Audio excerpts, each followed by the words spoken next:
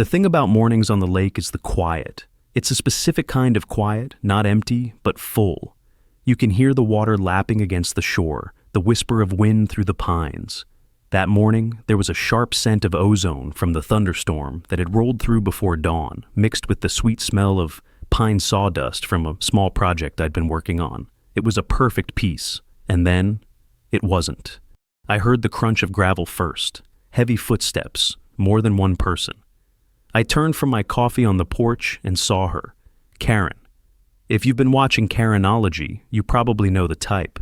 President of our homeowners association.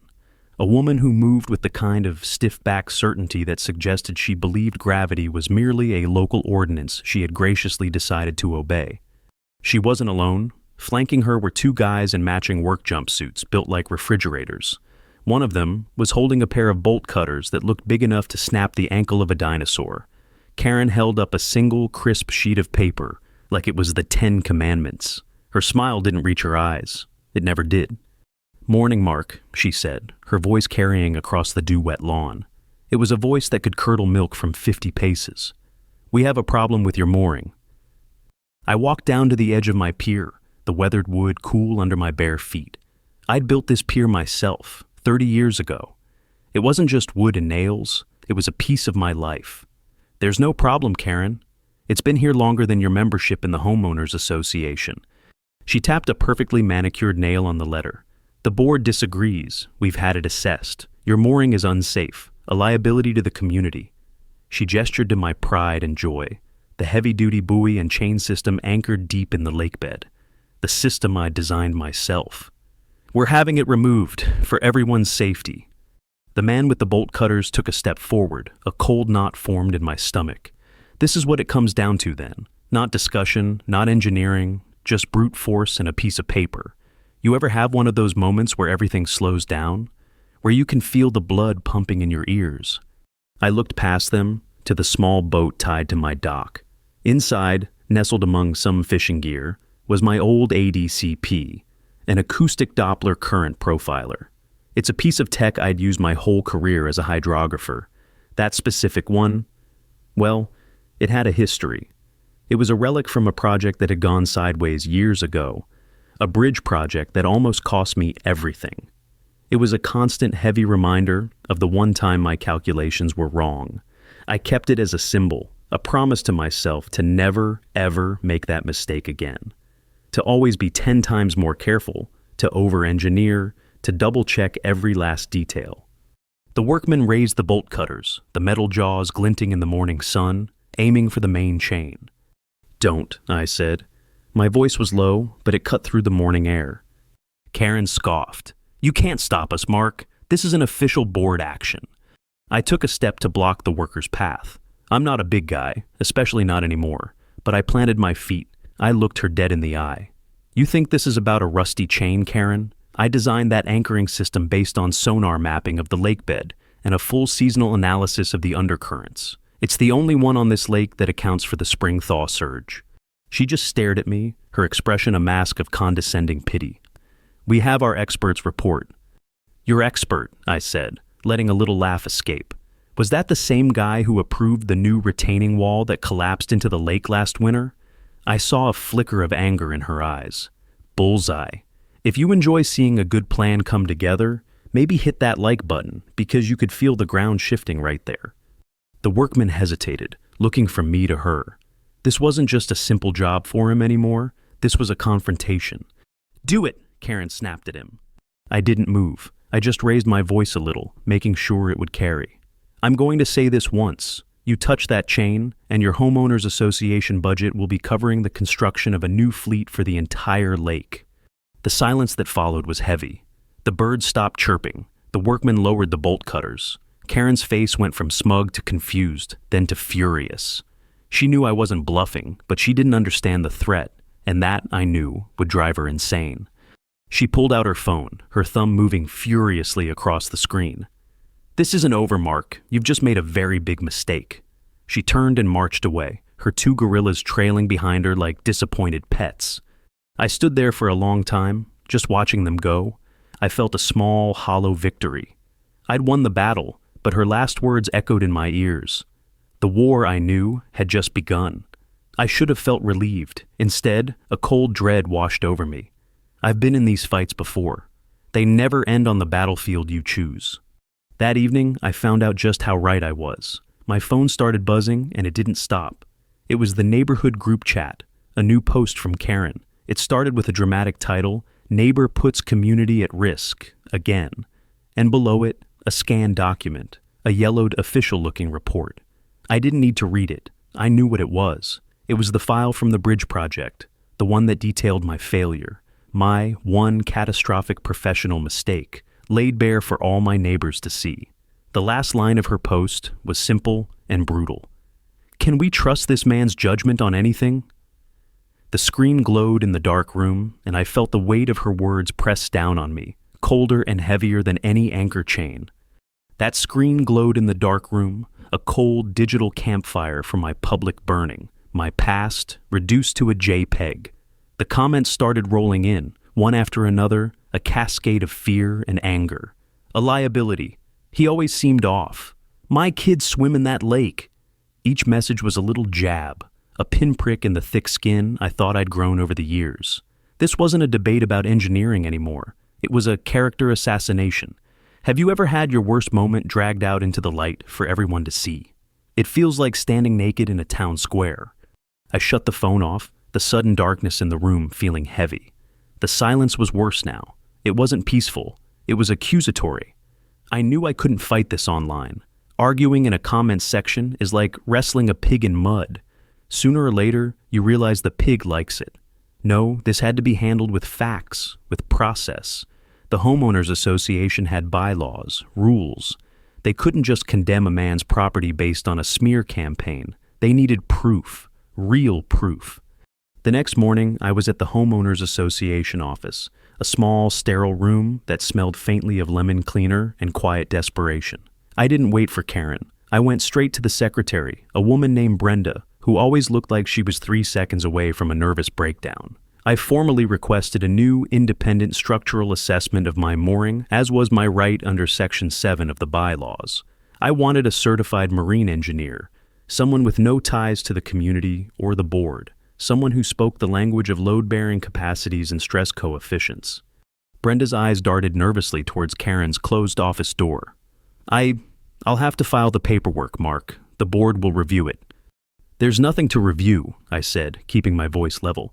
It's my right. Just file it. Funny thing is, Karen was one step ahead. Of course she was. 2 days later, an official-looking truck pulled up. A man in a crisp uniform from the Coast Guard Auxiliary stepped out. Karen was right behind him, holding a clipboard like a shield. "Mark," she announced, that triumphant gleam in her eye, "I took the liberty of expediting your request. This is Inspector Riggs. He's agreed to perform the assessment." Riggs was a man in his late 50s with a soft belly and a tired face. He looked like he'd rather be anywhere else. I knew his type. He wasn't an engineer. He was a box checker. Karen led him to the pier. He kicked one of the pylons with his boot. He squinted at the chain. He walked the length of the dock and back. The whole inspection took less than 5 minutes. "Well?" Karen asked, her pen poised over the clipboard. Riggs cleared his throat. "It's an older design," he said, avoiding my gaze. "Doesn't meet the current visual standards. Looks a bit rickety." My blood ran cold. Visual standards? Are you kidding me? We're not talking about landscaping. Ask me about the anchoring methodology. Ask me about the sheer strength of the steel I used. Ask me why there are 5 anchor points instead of the usual 3. Riggs just shrugged, a gesture of profound bureaucratic indifference. "My job is to assess apparent risk, sir, and this looks like a risk." He took the clipboard from Karen and scribbled his signature on the bottom line. It was a death sentence signed with a ballpoint pen. Karen took the paper and held it up, a smug little smile playing on her lips. It was a checkmate. She'd used my own demand for an expert against me, twisting the process into a weapon. The system I had trusted to protect me had just been turned into my executioner. She'd found an official who told her exactly what she wanted to hear. "There you have it, Mark," she said, her voice dripping with false sympathy. "The expert has spoken. The board has issued a final order." She handed me a copy of the freshly signed paper. A bright red stamp at the top read, "Final notice, 48 hours." I looked from the paper to her face. She thought she had won. She thought it was over. But as I stood there, humiliated on my own property, a different kind of calculation started running in my head. Not of water currents or stress loads, but of another kind of physics entirely, the physics of leverage. She had played her game of rules and paper. Fine. Now, we were going to play mine. I just stared at the notice, the red ink seeming to pulse in the afternoon light. 48 hours. The clock was ticking. The red ink of that notice burned in my hand. 48 hours. It's not a lot of time to stop a freight train, especially when you're standing on the tracks. My first instinct was to call a lawyer. But that's Karen's game, a game of retainers, motions, and delays. A game I would lose before it even started, bleeding money while she had the Homeowners Association's war chest at her disposal. No, this couldn't be won in a courtroom. It had to be won on the ground, or more accurately, in the water. That night, sleep was a stranger. I sat in my workshop, the scent of oil and old wood a familiar comfort. On the workbench, beside scattered schematics and tide charts, was the official notice. It felt like a monument to my own impotence. I looked over at the ADCP, my old current profiler, sitting in the corner like a forgotten soldier. It represented my greatest failure, the thing Karen had so expertly used against me. But it was also a symbol of my expertise, a tool, and I needed a tool. I called the one person I knew who understood this lake almost as well as I did, Old Bill, a fisherman who'd been pulling bass out of these waters since before I was born. He'd helped me sink the original anchors for my mooring 30 years ago. He knew. I met him at the town diner the next morning. The air was thick with the smell of bacon and stale coffee. Bill was a man carved from oak, his face a roadmap of long days under the sun. I laid out the situation, the inspector, the 48-hour notice. I needed him to testify, to speak at the emergency board meeting I was going to demand. He just needed to tell them what he knew, that the mooring wasn't just safe, it was an engineering marvel for its time. Bill stirred his coffee, the spoon clinking softly against the ceramic. He stared into the black liquid for a long time. When he finally looked up, his eyes were full of a weary apology. "Mark, I can't," he said, his voice barely a whisper. "Karen's been making noise about unlicensed commercial activity on the lake, my little guide service. It's all I've got. If I cross her, she'll bury me in fines." He wouldn't meet my eyes. It wasn't malice. It was fear. Pure, simple, and effective. That's how she operated. Not with a single hammer blow, but with 1,000 tiny threats that kept everyone in line. Have you ever counted on a friend, only to watch them back away when things get tough? It's a lonely, hollow feeling. I nodded, paid for his coffee, and walked out into the gray morning. The betrayal, quiet as it was, stung more than any public insult. I was completely on my own. The rest of the day was a blur of dead ends. I called 3 different marine engineering firms. 2 refused the job as soon as they heard it involved a dispute with a homeowners association. The 3rd quoted me a price that would have required me to sell a kidney. It was clear Karen had poisoned the well. She had isolated me professionally, socially, and now, legally. By nightfall, I was back on my pier, the 48-hour clock now down to about 24. I stared out at the dark, glassy surface of the lake. The moon was a sliver, offering little light. It was in that moment of absolute darkness, with the taste of defeat bitter in my mouth, that I felt it. Not despair, but a cold, hard clarity. I had been fighting on her terms, playing defense. I was trying to prove my pier was safe. What if I stopped trying to prove it was safe, and instead, I proved it was strong? The idea was insane. It was a long shot, a wild, desperate Hail Mary. But it was all I had left. I pulled out my phone, my fingers hesitating over the screen. It was a call I hadn't made in months, a call to my nephew, David. He was a young lieutenant in the Navy, stationed at the base just a couple of hours away. We weren't close. I was the grumpy old uncle. He was the go-getter millennial who probably thought I was a relic. But he was family, and he was in the business of very, very big boats. I dialed the number. He picked up on the 3rd ring. "Uncle Mark, is everything okay?" I took a deep breath. "David," I said, trying to keep my voice light, injecting a bit of the gallows humor he might appreciate. "I've got a little situation here. You could say it's a naval matter." I started to explain the whole ridiculous story. The homeowners association, the fake inspection, the looming deadline. I didn't ask for anything. I just told him.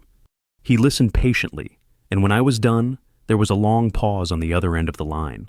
I thought he was about to give me a polite brush-off. Instead, what he said next sent a jolt of electricity through me, a spark in the suffocating darkness. "A mooring, huh?" he said, a curious tone in his voice. "Let me ask you a question, Uncle Mark, purely theoretical. How much weight do you think that thing can actually hold? Because, funny enough, we have training exercises for non-standard port anchorage all the time." Purely theoretical, David had said, but there was nothing theoretical about the hope that ignited in my chest. It was a wild, audacious, and probably illegal idea, and it was perfect. The call ended with a non-committal. "Let me see what's possible, Uncle Mark. No promises." But it was enough. For the first time in days, I had a plan that wasn't about defense. It was about offense, a very, very big offense. The next day was the deadline. The annual Lake Fest was in full swing. It was the community's biggest event of the year, a folksy celebration of summer with food stalls, games, and a local band that played Creedence Clearwater revival covers, slightly off-key. The whole town was there, gathered on the common green that sloped down to the water's edge. It was the perfect stage, and Karen, naturally, was the star of the show. She stood on a makeshift stage, a microphone in her hand, basking in the attention. The air smelled of popcorn, grilled hot dogs, and that faint, sweet scent of lake water. She was in the middle of a speech, her voice oozing sincerity. She was announcing a new community initiative, the Safe Shores Beautification Project. "With the removal of old, unsafe structures," she said, pausing for dramatic effect as she glanced pointedly in the direction of my house, "we will create a cleaner, more beautiful shoreline for our children and our children's children." The crowd applauded. They were eating it up. From where I stood at the back of the crowd, I could see the donation bucket filling up. People were dropping in this 20s, even 50s. They were paying for my pier's destruction, and they were happy about it. A local blogger was live streaming the event, and I saw the view counter on her phone screen ticking steadily upwards. Karen wasn't just winning, she was monetizing her victory. I felt a tap on my shoulder. It was Sarah, a young mom who lived a few houses down.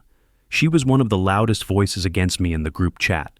She held her young son's hand, and her face was a mixture of pity and righteousness. "I'm sorry it came to this, Mark," she said, "but it's for the best. Safety has to come first." She didn't wait for a reply, just turned and walked away, dropping a $10 bill into Karen's bucket. It was a public shunning, delivered with a polite smile. What would you do in that moment? Just turn and walk away? I checked my watch. The two-man demolition crew was scheduled to arrive at my pier in less than an hour. The clock was ticking down to 0. My phone buzzed in my pocket. A simple text from David. It wasn't a promise or a confirmation. It was just a set of coordinates for a point on the lake, about a half-mile out. And a time, 15 minutes from now. My heart hammered against my ribs. This was it, the point of no return. I pushed my way through the crowd, ignoring the hostile stares. I walked past the stage where Karen was still pontificating and headed straight for the sound guy, a teenager named Leo, who was more interested in his phone than the event. I put a $50 bill in his hand. "I need to borrow your microphone in about 10 minutes, I said, "and I need you to patch my laptop into that big screen behind the stage." He looked from the money to me, his eyes wide. "Dude, she'll kill me." "I'll give you another 50 if you do it," I said. He hesitated for a second, then gave a slight nod. I went back to my house, my mind racing. I grabbed the old ADCP, my symbol of past failure, and my laptop. I hooked the profiler up, ran a quick diagnostic. The old beast still worked. I set it up on the end of my pier, the sensor head submerged in the water, feeding live data to my screen. It was time to turn my greatest shame into my greatest weapon. I returned to the festival just as Karen was wrapping up her speech to another round of applause. I stood by the soundboard, my laptop open, my heart pounding a frantic rhythm. I watched the water. The surface of the lake was calm, dotted with a few kayaks and paddle boards. It looked just like any other summer afternoon. But I knew what was coming, and I knew that in a few short minutes, this quiet little lake was about to get a whole lot louder. I glanced at the crowd. They were smiling, laughing, completely oblivious. They saw me as the villain, the stubborn old man who was a danger to their community. They had no idea that they were about to witness a test of strength unlike anything this town had ever seen. The first sign was a low thrumming sound, a deep vibration that you felt more in your bones than you heard with your ears. A few people looked up, confused. The sound grew, a steady, powerful hum that seemed to come from everywhere at once. Then, around the far point of the lake, it appeared. It wasn't a yacht. It wasn't a fishing boat. It was gray, angular, and impossibly large against the green shoreline. And on its bow, the white letters and numbers were unmistakable. It was a United States Navy patrol ship, and it was heading straight for my pier. The hum grew into a roar. The crowd fell silent, a wave of confusion washing over them. Popcorn was frozen halfway to mouths. Laughter died in throats. Every head turned towards the water, towards the impossible sight of a military vessel gliding into our placid little lake. It was a Freedom-class littoral combat ship, a fast, agile giant designed for coastal operations. To the residents of Lakeview, it might as well have been an alien spacecraft. It moved with a quiet, menacing grace, its gray hull slicing through the water, dwarfing every pleasure boat in its path. Karen stood on the stage, her mouth slightly agape, the microphone hanging limply in her hand. The smug certainty had evaporated from her face, replaced by pure, unadulterated shock. This was not on her agenda. This was not in her meticulously planned script. As the ship approached my pier, I walked onto the stage, took the microphone from her unresisting hand, and turned to the stunned crowd. Leo, the sound guy, true to his word, patched my laptop into the big screen. A complex graph showing live data from my current profiler appeared behind me. "Good afternoon, everyone," I said, my voice booming across the green. Karen was just talking about safety, and I agree. Safety is paramount. I paused, letting my words hang in the air. That's why I've invited the U.S. Navy to help us conduct a little stress test. A collective gasp went through the crowd. On the deck of the ship, I could see David. He was in his crisp white uniform, directing the crew. He gave me a sharp, almost imperceptible nod. Thick mooring lines, as thick as my arm, were thrown from the ship. Not to the town dock, not to any of the other reinforced moorings, but straight to my little, unsafe buoy. The ship's engines idled down, but its immense weight began to pull. The chain on my mooring went taut, groaning under a strain it had never known. The water around the buoy churned. Everyone held their breath, expecting a snap, a catastrophic failure. They were waiting for my pier to be ripped from its foundations, for the final, definitive proof that I was a reckless old fool. But nothing happened. The chain held. The buoy, though pulled low in the water, did its job. The pier didn't even creak. On the screen behind me, the graph from my ADCP was a beautiful, elegant curve. I pointed to it. "What you're seeing here," I explained, my voice steady, "is real-time data. That isn't just a chain in the water. It's a dynamic anchoring system. 5 custom-set deep anchors drilled into the bedrock, positioned to distribute load forces along the strongest geological lines of the lake bed. It was designed specifically to handle the unique subsurface currents in this exact spot." I clicked a button, and the display switched to a 3D model of the lake bed I'd mapped years ago. "You're expert," I said, looking directly at Karen. Looked at the paint. I looked at the physics. The silence of the crowd was absolute. It was the silence of 100 minds simultaneously re-evaluating everything they thought they knew. They had seen Karen's piece of paper. Now they were seeing a warship tied to my pier. You ever have a moment where you can literally feel the tide of public opinion turning? It's like the air itself changes temperature. From the corner of my eye, I saw Karen, her face pale. She wasn't looking at the ship. She was staring at a man standing at the edge of the crowd, a man in an expensive suit I didn't recognize. He was watching the scene unfold with a look of cold fury. He caught her eye, gave a tiny, almost invisible shake of his head, and then turned and walked away, disappearing into the parking lot. I didn't know who he was, but I knew in my gut he was the real money, the real power behind her, and he was cutting her loose. A cheer started, small at first, then growing. It wasn't for me, not really. It was for the sheer glorious spectacle of it. It was for the underdog, for the moment when the little guy brings a battleship to a knife fight. David, on the deck of the ship, gave a formal salute to the crowd, who erupted in applause. The The ship's horn blasted once, a deep, resonant sound that echoed across the entire valley. The stress test was over. My pier had held. But as I stood there, watching the ship begin its slow turn to depart, a new chilling thought crept in. Karen was beaten, yes, humiliated. But people like her don't just fade away, they get revenge.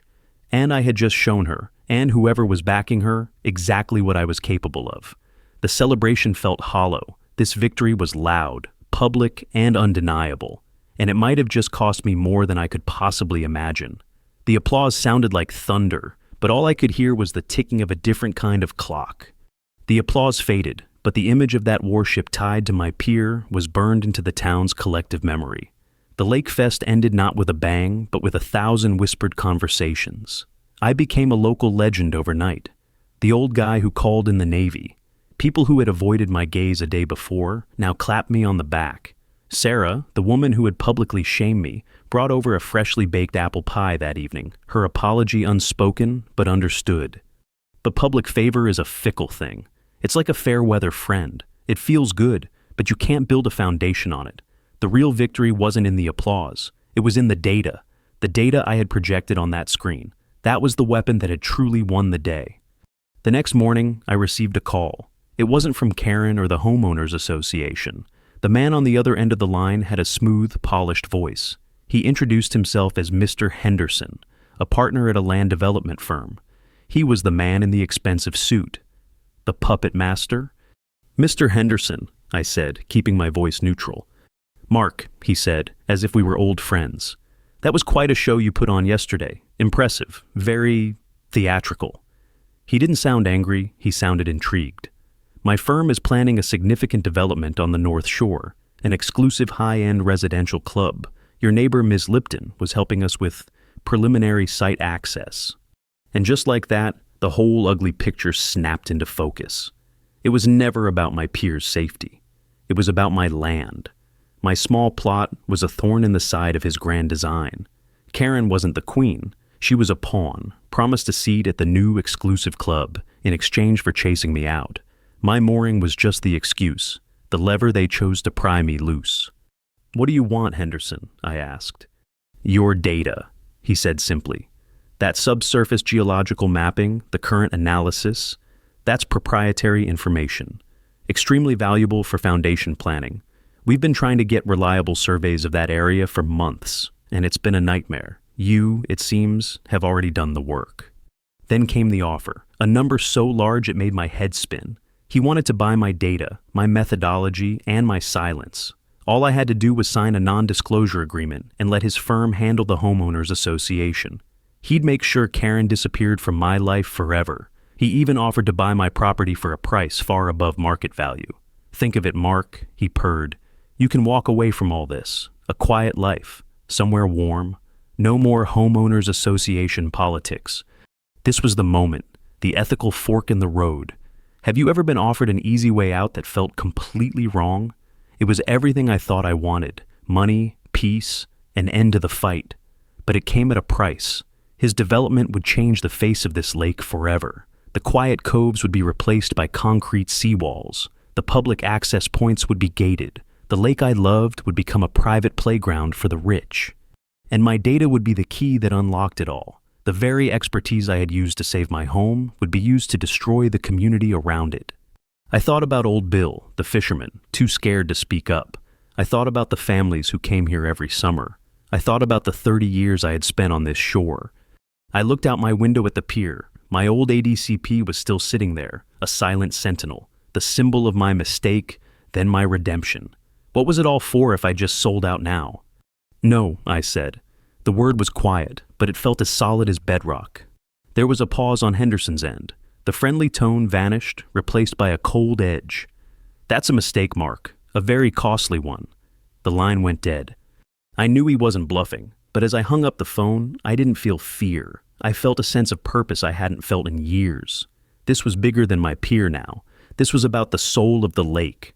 I spent the rest of the day in my workshop, but I wasn't preparing for a fight. I was preparing to give away my arsenal. I gathered all my research, decades of it, the sonar maps, the sediment analysis, the seasonal flow charts, the complete schematics for my anchoring system.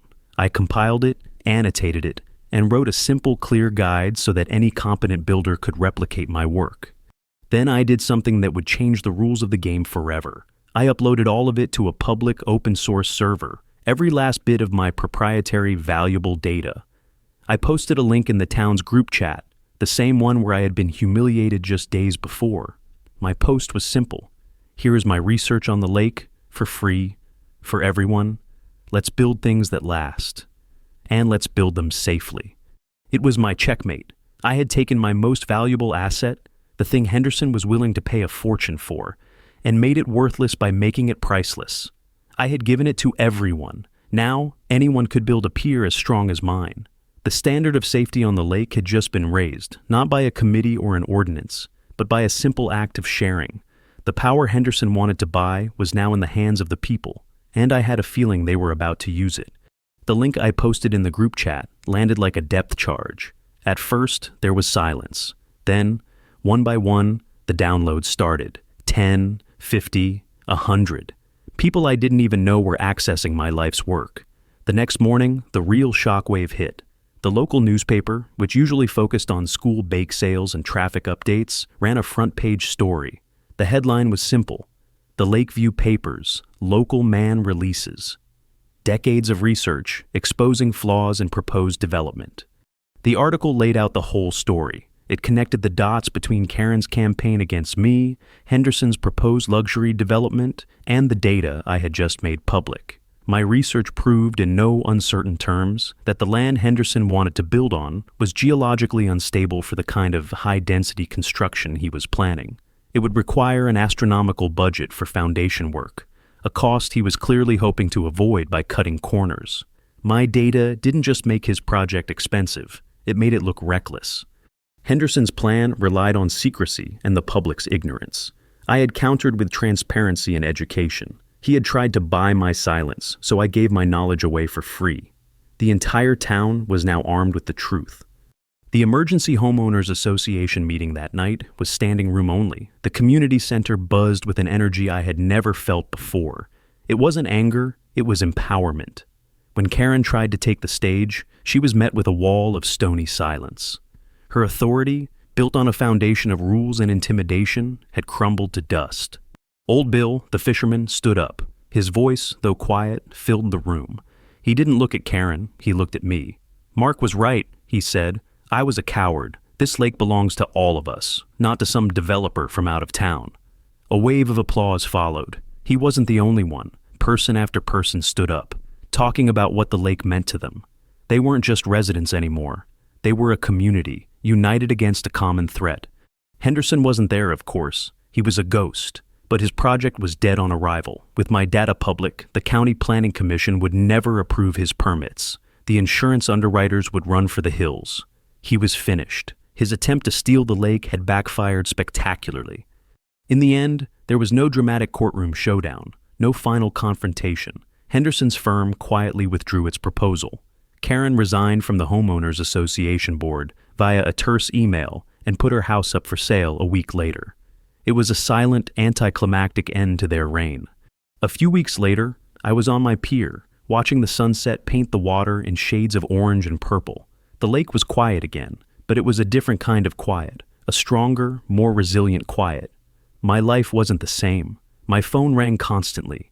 Neighbors, builders, even the county engineer, all asking for advice. My quiet retirement was officially over. I had become, for better or worse, the unofficial guardian of the lake. That was the price of my victory. I won the war for my home, but lost the peace I had sought there. My nephew David came to visit. We sat on the pier, not saying much, just watching the water. He pointed to the old mooring buoy. "You should put a plaque on that thing," he said with a grin. I smiled. I was thinking the same thing. I did, a few days later. A small, simple brass plate, bolted to the side of the pier, right above the anchor chain. It didn't say much, just 5 words. But they were enough. They were a reminder of what had happened, a warning to anyone who might try something similar in the future, and a quiet tribute to the day a stubborn old man and a very big boat reminded a whole town what it meant to stand your ground. The plaque read, Tested and approved by the U.S. Navy.